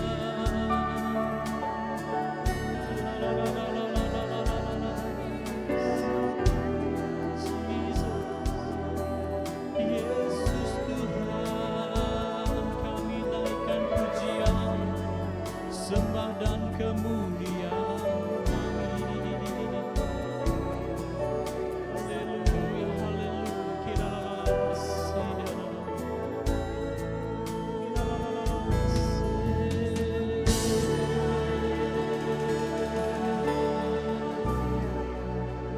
Terima kasih Tuhan untuk lawatan-Mu bagi setiap kami. Terima kasih Tuhan.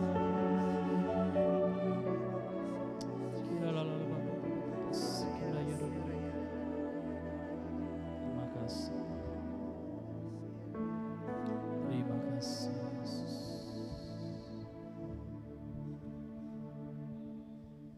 Bapa yang baik, kami mengucap syukur, berterima kasih untuk kasih-Mu yang begitu melimpah bagi setiap kami.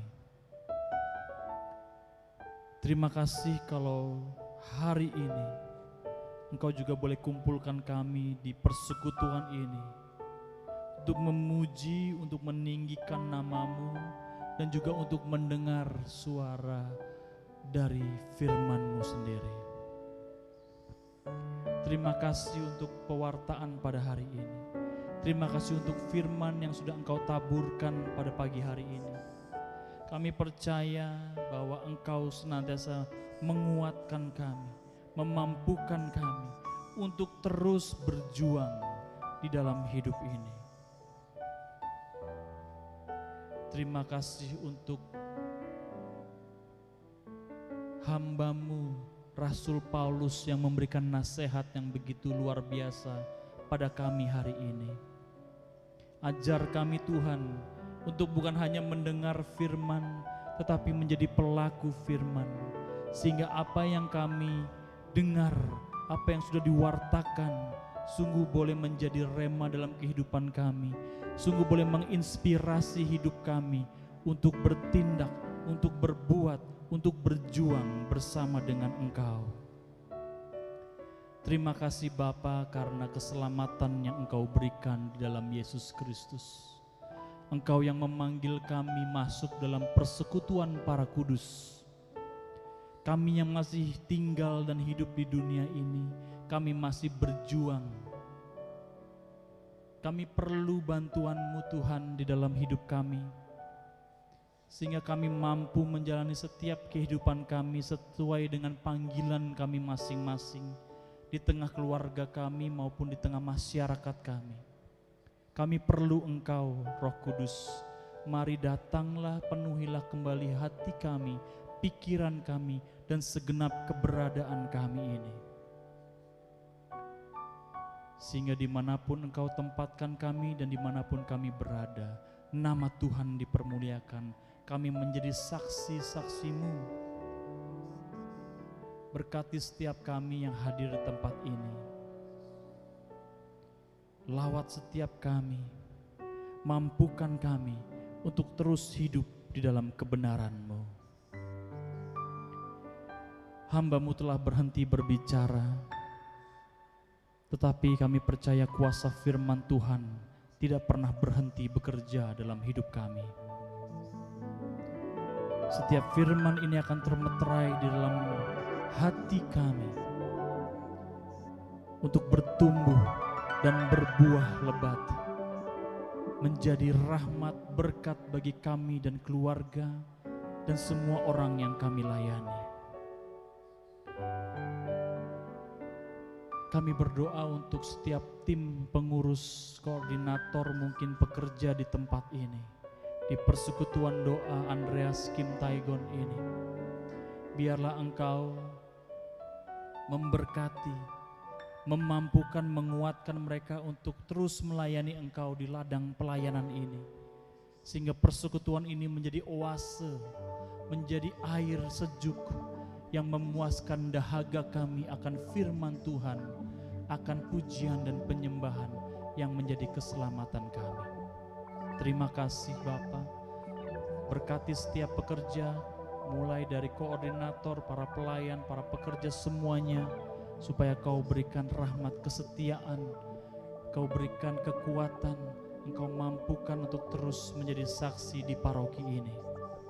Terima kasih Bapa, terima kasih Tuhan Yesus, terima kasih Roh Kudus. Inilah doa kami yang kami serahkan di hadirat-Mu, sebab Engkaulah Tuhan yang hidup dan berkuasa kini dan sepanjang segala masa. Kemuliaan kepada Bapa dan Putra dan Roh Kudus, seperti pada permulaan, sekarang, selalu, dan sepanjang segala abad. Amin. Dalam nama Bapa dan Putra dan Roh Kudus. Amin. Terima kasih, Tuhan Yesus memberkati. Mohon maaf saya lupa mendoakan ini. Kita boleh nggak apa-apa tetap duduk. Kita arahkan tangan kita untuk tempat persembahan doa-doa ini. Bapa, kembali kami berdoa untuk setiap intensi yang dititipkan bagi orang-orang yang kami doakan, yang mendapat tempat khusus di dalam hati kami, yang kami berikan di tempat ini. Banyak tulisan, banyak kerinduan, banyak yang menjadi harapan yang dinyatakan di dalam tempat doa ini. Kami tidak tahu satu persatu apa permasalahan, apa pergumulannya. Tapi Engkau Maha mengetahui dan Maha melihat. Dan kami percaya bahwa Engkau akan memberikan jawaban yang terbaik bagi setiap doa yang dititipkan, setiap intensi-intensi, setiap wujud-wujud yang didoakan di dalam tulisan-tulisan dan tinta-tinta yang mati ini.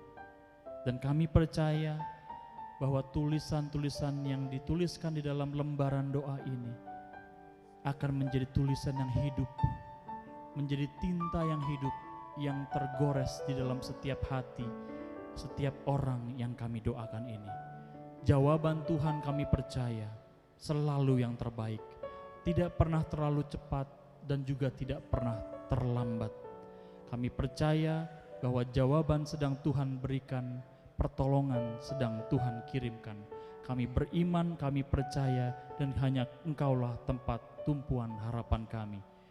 Di dalam nama Yesus Kristus kami berdoa, mengucap syukur, dan kami persembahkan setiap intensi-intensi doa ini. Sebab Engkaulah Raja kami, kini dan sepanjang segala masa. Amin. Terima kasih, Tuhan Yesus memberkati.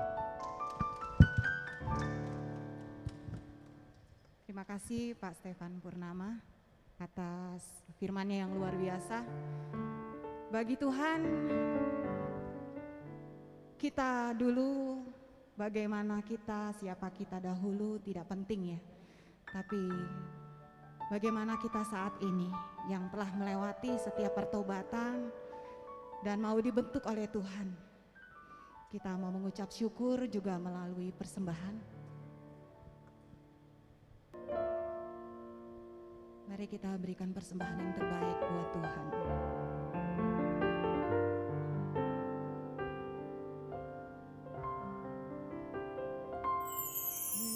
Masuk bait-Mu ya Tuhan, membawa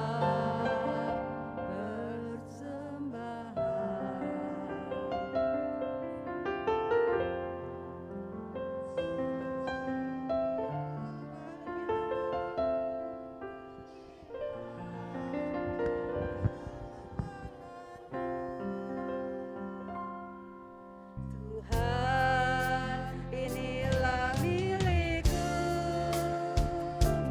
ku bawa semua adamu.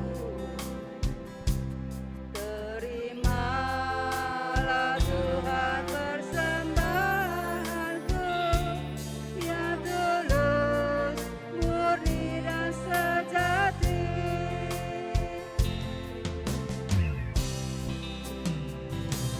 Terimalah Tuhan kurban syukurku dari kedalaman hatiku. Ku ingin menyenangkan hatimu dan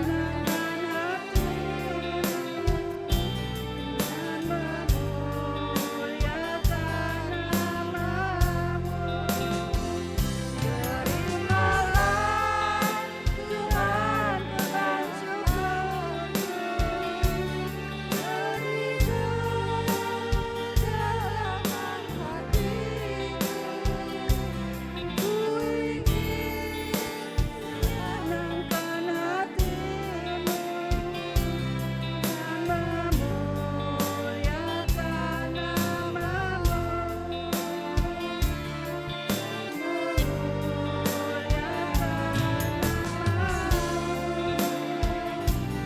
dan memuliakan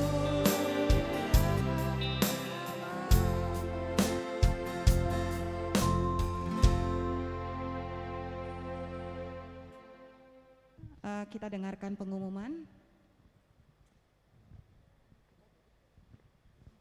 Shalom, selamat siang bagi Bapak Ibu Saudara sekalian yang hadir di sini. Kita beri aplaus dulu untuk Bapak Ibu sekalian ya. Luar biasa ya, bahwa Bapak Ibu sekalian masih setia, rajin mencari Tuhan dalam kondisi yang orang bilang ada XBB lah, ada COVID lah, ada bisul lah, ada apa dan sebagainya. Tapi percaya Bapak Ibu sekalian, kalau kita mencari Tuhan, Tuhan akan melindungi kita semua. Karena Tuhan tidak pernah mempermalukan anak-anaknya. Amin. Luar biasa ya. Beri aplaus sekali lagi buat Tuhan kita. Terima kasih kepada Bapak Stefan Purnama yang masih muda tapi luar biasa ya pewartaannya. Siapa yang merasa diberkati siang hari ini oleh pewartaannya Pak Stefan? Luar biasa ya, di mana kita diajar untuk berjuang, terus berjuang. Memang kalau kita sudah hidup itu masih hidup itu harus berjuang ya. Berjuang melawan kedagingan itu paling susah. Melawan kedagingan, cobaan, godaan. Waduh, kalau mau korupsi gampang banget, udah kaya raya ya Pak. Tapi ternyata nggak mau ya. Kita kalau misalnya nih godaan di luar sana, wah pergaulan yang bebas, emang enak sekali. Keluarga dunia itu enak sekali dibanding ikut Tuhan ya. Nggak boleh ini, nggak boleh ini, nggak boleh itu. Aduh berat sekali ya. Tapi kita percaya di dalam Tuhan akan ada keselamatan. Terus berjuang, apalagi di zaman yang pandemi seperti ini ya, yang dimana dunia makin kejam, pembunuhan di mana-mana, aduh kriminal di mana-mana. Tapi kita harus tetap sebagai anak Tuhan. Bapak Ibu ini diutus untuk melayani sesama. Bapak Ibu ini diutus bukan pada waktu kita mendengarkan ajaran di sini, kita teruskan ke setiap orang yang kita ketemui. Ya, sekecil apapun kita wartakan, terus wartakan. Kita berpacu dengan iblis. Iblis 24 jam bekerja untuk menjatuhkan umat Tuhan. Dan kita juga tidak mau kalah dengan iblis karena kita lebih dari seorang pemenang ya. Kemudian terima kasih atas kesaksian Bu Foni yang luar biasa ya. Waduh, kesaksian dia hebat sekali. Saya percaya setiap ibu dari sini, bapak di sini pasti punya kesaksian yang juga lebih luar biasa. Minggu depan ya kesaksian ya. Jangan rendah hati. Katanya orang Katolik itu sangat rendah hati. Pada waktu disuruh, ayo siapa yang mau bersaksi? tunduk kepala, mengheningkan cipta. Tuhan tidak mau seperti itu ya. Tuhan mau kita bersaksi sekecil apapun. Itu bukan karena hebatnya kita, tapi hebatnya Tuhan Yesus ya. Kemudian terima kasih kepada pemimpin pujian yang dipimpin oleh Ibu Foni dan kawan-kawan ya. Kemudian juga dengan Rofi, Alvin, Uni, dan semua petugas yang saya tidak sebutkan satu demi satu. Terima kasih, Tuhan memberkati kalian semuanya. Ada beberapa pengumuman. Kamis malam tanggal 10 November di tempat yang sama di sini ada renungan yang akan dibawakan oleh Ibu Lili Krisnawati dengan tema kesatuan tolak ukur keluarga. Kesatuan tolak ukur keluarga. Apa sih ya itu ya? Kesatuan tolak ukur keluarga. Mari, bagi Bapak Ibu yang bisa ke PD malam silahkan. Bagi yang nggak bisa, sampaikan kepada teman yang bisa pergi ke PD malam ya. Luar biasa. Kita jangan sekarang ini sudah waktunya jangan banyak arisan dari Senin sampai Jumat ke mall sini ke mall situ dan sebagainya. Mulai pelan-pelan kita mulai kurangi ya. Kita lebih banyak mencari Tuhan. Karena Tuhan itu datang setiap saat, setiap waktu. Kita tidak tahu kapan tapi berjaga-jaga ya. Kemudian jam 19.30 ya Bapak Ibu ya. PDKK lansia. Nah, lansia kita ini kaya raya di Yakobus nih ya. Ada lansia, ada pagi, ada malam, ada OMK. Nah, lansia ini kebanyakan 60 tahun ke atas dan diadakannya bukan di sini tapi di aula lantai 4 Gereja Santo Yakobus jam 10 pagi setiap Jumat kedua. Jadi 1 bulan hanya 1 kali, Jumat kedua. Kebetulan besok ini Jumat tanggal 11 November lansia juga berulang tahun. Nah, ulang tahunnya berapa? Sudah dewasa karena sudah 24 tahun berarti sudah lebih daripada dewasa. Mari ya Bapak Ibu silahkan mengikuti acara ulang tahunnya lansia. Enggak lansia pun mau ikut acara ulang tahun silahkan saja. Pokoknya tetap terus cari Tuhan ya. Akan dibawakan oleh ini dalam bentuk misa syukur. Misa syukuran ulang tahun ke-24 yang akan dibawakan oleh 2 romo kita.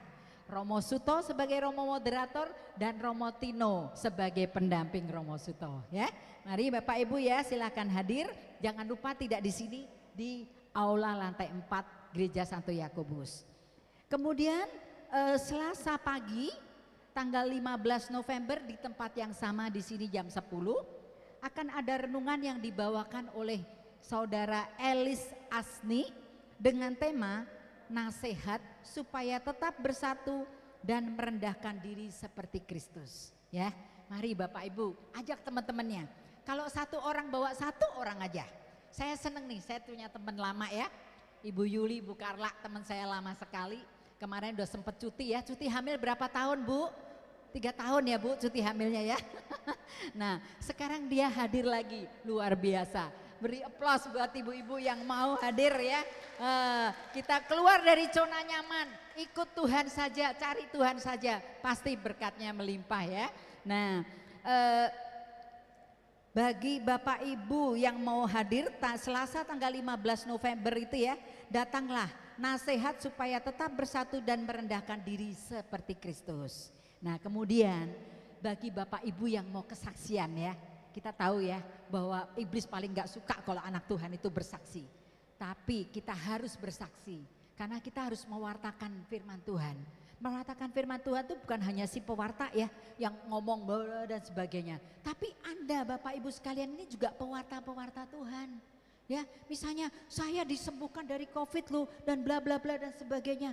Saya kemarin sudah mengalami utangnya banyak dan luar biasa jatuh bangkrut. Saya kemarin baru dengar nih satu kesaksian ibu-ibu ya. Dia usaha mesin jahit singer ya. Pada waktu kerusuhan itu rukonya 4 lantai dibakar total habis. Dibakar total habis dia sampai harus naik ke lantai 4. Lantai 4 itu kan tinggi sekali. Bagaimana caranya dia turun? Entah gimana Tuhan menolong. Dia bisa jatuh di sekolahan di belakang ruko dia itu dan sebagainya. Dan ditolong oleh penduduk setempat dan sebagainya. Utangnya banyak banget, dolarnya dari berapa 7.000 jadi 15.000. Dia nggak ngerti mau bayarnya pakai apa, nggak punya uang 1 sen pun. Tapi karena dia setia mencari Tuhan, Tuhan jungkir balikkan semuanya di atas kesetiaannya. Dia boleh bangkit kembali sekarang menjadi agen nomor 2 atau berapa singer di seluruh Indonesia. Beri kemuliaan buat Tuhan. Bagi Tuhan itu tidak ada yang mustahil ya. Dan kita jangan pernah terpuruk, terus berjuang dan berjuang dan berjuang. Tuhan akan turun tangan. Nah kemudian SOS doa bagi Bapak Ibu yang merasa punya beban berat ya. Siapa sih yang gak punya beban? Pasti semua orang punya beban ya. Jangan lihat rumput orang lain, tapi Paroki Santo Yakobus itu sangat peka. Dia menyediakan SOS doa yang sifatnya tuh dari jam 6 pagi sampai jam 12 malam. Bayangin dari jam 6 pagi sampai jam 12 malam non-stop setiap hari. Dan sifatnya itu rahasia dan privat ya. Jadi kalau Bapak Ibu telepon gak usah takut. Wah nanti kalau aku cerita satu RT, satu RW semua tahu semua. No. Kita aja tidak tahu kita akan didoakan siapa, yang mendoakan juga tidak tahu itu siapa dan sebagainya. Ya, jadi silakan menghubungi SOS doa di 0888 55011028. Tuhan memberkati ya. Kemudian bagi Bapak Ibu yang baru pertama kali hadir, ada? Itu saya lihat Ibu Melan, ayo berdiri Ibu Melan, teman-teman tolong sambut bagi Bapak Ibu yang baru. Ayo Ibu Carla yang sudah lama cuti. Ya, ada lagi yang lain yang baru? Ada? Ini saya salut ya. Wah, itu. Silakan berdiri, Bu. Silakan. Luar biasa ya. Setiap minggu harus ada yang baru bertambah ya. Nah, saya juga salut kepada Pak Sutri. Pak Sutri ini selalu setia. Dari zaman kapan ya Pak Juni Hadi? Pak Juni Hani ini dari Pekanbaru ya, dari Pekanbaru. Suami istri ini tinggalnya di Pekanbaru, cuman anaknya banyak di Jakarta. Rata-rata nih kalau dia tinggal di Jakarta dia tidak pernah absen untuk datang ke PD. Dari dulu masih kuat ya Pak, sekarang udah pakai tongkat, tapi masih mau berjuang naik tangga yang curam dari KTG untuk bisa hadir tepat ini. Beri aplaus buat Pak Sutri yang setia ya. Nah kita tiru semua yang baik-baik seperti cerita Pak Stefan yang dia berjuang. Waduh mungkin kalau Herlina nih, waduh 1 miliar gimana nih ya, mengambil 100 juta aja gak ketahuan ya Pak ya. Nah ya, tapi kita semua anak Tuhan yang diberkati, kita punya rasa takut akan Tuhan ya. Demikianlah pengumuman dari kami semua. Bagi Bapak Ibu yang merasa ingin didoakan secara pribadi dan khusus, tim doa kami akan melayani Bapak Ibu sekalian. Terima kasih, Tuhan memberkati. Terima kasih Bu Herlina atas pengumumannya. Mari kita bangkit berdiri. Kita mau menutup persekutuan doa kita dengan ucapan syukur dan doa kepada Tuhan. Dalam nama Bapa dan Putra dan Roh Kudus. Amin. Terima kasih Tuhan, Engkau sungguh luar biasa. Engkau telah memimpin acara ini dari awal sampai akhir, dan kami sungguh-sungguh merasakan kehadiran-Mu. Kami sungguh-sungguh merasakan sukacita. Tuhan, biarlah kami sebentar lagi juga mau pulang, biarlah kami dapat membawa sukacita kami bagi keluarga kami, Tuhan. Kiranya Engkau menuntun kami dalam perjalanan sehingga kami sampai di rumah kami masing-masing dengan selamat.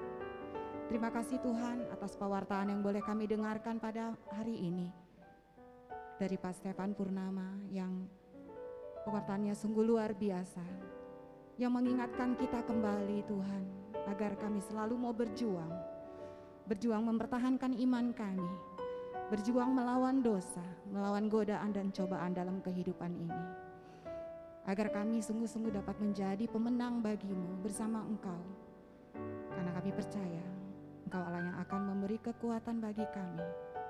Dan ajar kami juga Tuhan untuk menjadi pribadi-pribadi yang lebih baik, mau bertumbuh. Kiranya Engkau juga mau menuntun kami, anak-anak-Mu yang mau berkarya untuk-Mu dan melayani-Mu Tuhan. Kami percaya Engkau menjadikan kami layak. Engkau juga akan memenuhi segala kebutuhan yang kami butuhkan dalam melayani-Mu Tuhan. Kau mampukan kami, karena kami percaya kami hanya ingin melakukannya hanya untuk demi kemuliaan nama-Mu. Ajar kami juga untuk merendahkan hati di hadapan-Mu, agar kami semua dapat bersatu hati, terutama para pengurus PD Yakobus ini Tuhan.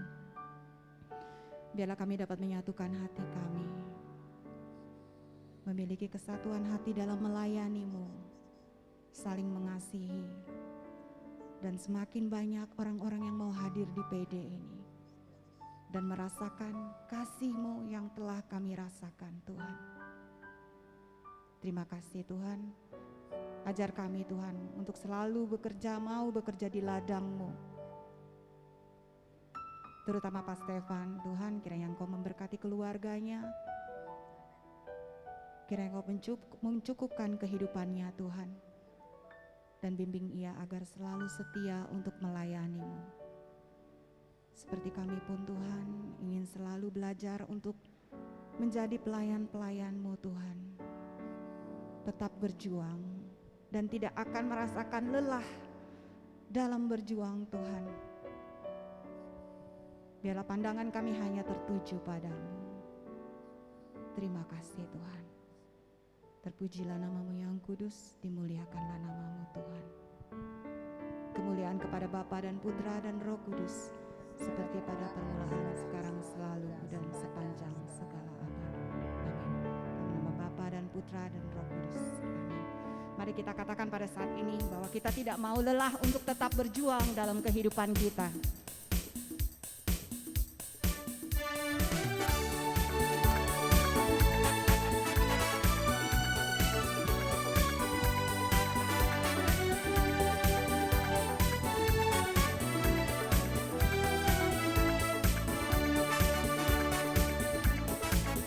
Jangan lelah bekerja di ladangnya Tuhan. Roh Kudus yang beri kekuatan, yang mengajar dan menopang. Tiada lelah bekerja bersamamu Tuhan, yang selalu mencukupkan akan segalanya. Ratakan tanah bergelombang, timbullah tanah yang berlubang, menjadi siap dibangun di atas dasar iman. Ratakan tanah bergelombang, timbullah tanah yang berlubang, menjadi siap dibangun di atas dasar iman, menjadi siap dibangun di atas dasar iman, menjadi siap dibangun di atas dasar iman. Terima kasih, jangan lupa minggu depan kita hadir kembali di PD ini ya.